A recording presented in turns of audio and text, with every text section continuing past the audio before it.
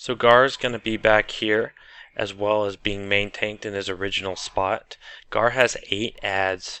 Each add is either going to be pulled by the main tank or a hunter to the off tank over here. We're going to also banish any other adds that aren't being tanked depending on how many warlocks we have.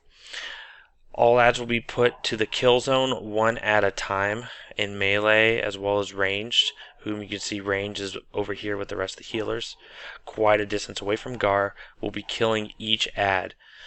After all unbanished adds are dead, everyone switches to Garr. Garr will hit harder as each add dies by 10% attack speed.